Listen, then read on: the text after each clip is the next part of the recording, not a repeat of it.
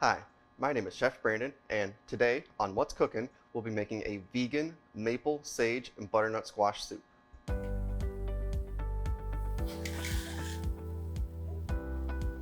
So to start, we're going to peel our butternut squash, but first, in order to make it easier to peel, we're going to put it in the microwave for about 1 to 1.5 minutes. Alright, so now that we've got our butternut squash out of the microwave, be careful, it will be warm. We'll just go ahead and take off the top and the bottom,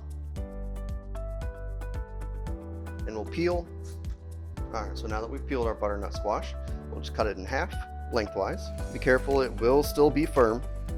Here we'll scoop out the seeds. Similar to a pumpkin, you'll want to remove the seeds as well as the pulp. Now you can save the seeds. You can roast them with a little bit of salt, pepper, and oil, as a lot of folks will with pumpkin seeds. You can save those to garnish the soup, or if you just want to have them as a snack, be a great kind of crunchy topping to the soup.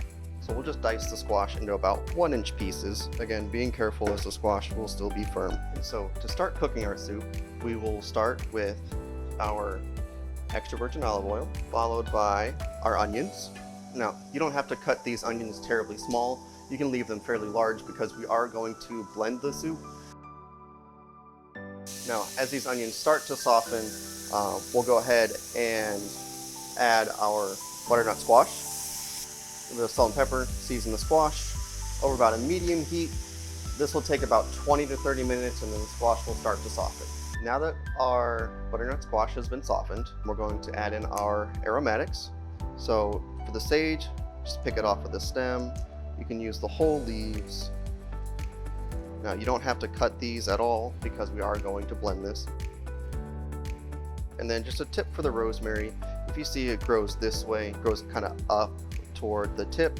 So if you grab the tip and then run your fingers down the length of the stem, the leaves will just come right off. Now you don't want to use the stems of the rosemary because they are very woody and fibrous. It's not going to provide a very nice texture for our soup. So here, once we've got all of our rosemary and sage picked, we'll just go ahead and add all of this directly into our pan. We're going to add our maple syrup as well. Now you can use any kind of maple syrup. So we'll add our ginger.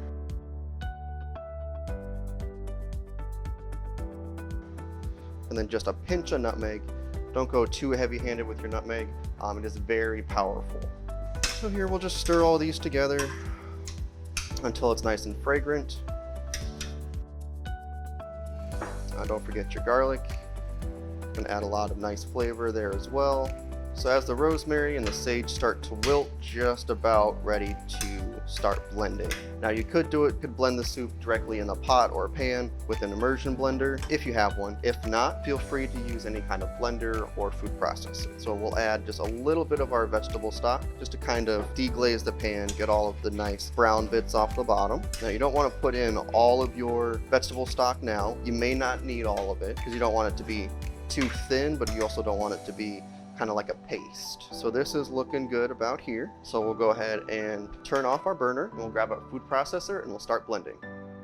So here we've got our trusty food processor. You'll want to start working in batches because all of this butternut squash very well may not fit in here. Today we'll probably just blend it up in about 2 batches, maybe 3. You don't want to overload your food processor. If you feel your soup is a little too thick, feel free to add a little bit of vegetable stock. It'll help your food processor blend up all the chunks. It'll help it to not work as hard as well. Alright, so we've got our first batch done. Just put this directly back in the pan, nice and smooth. And then here we'll continue blending with the other half. So here we've got the second portion of our soup in our food processor. We'll go ahead and blend this up as well. So now that our second batch of our soup has been blended, we'll go ahead and put it back into the pan and we'll put this back on the stove just to ensure that it is heated all the way through. And that's our butternut squash soup.